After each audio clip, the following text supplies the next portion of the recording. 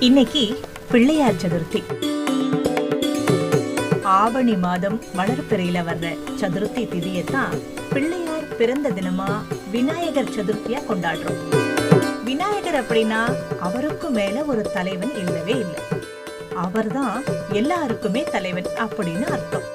அவரைத்தான் முழு முதற் கடவுளா கொண்டாடுறோம். எல்லா செயல்களிலும் முதல் மரியாதை பிள்ளையாருக்குத்தான்.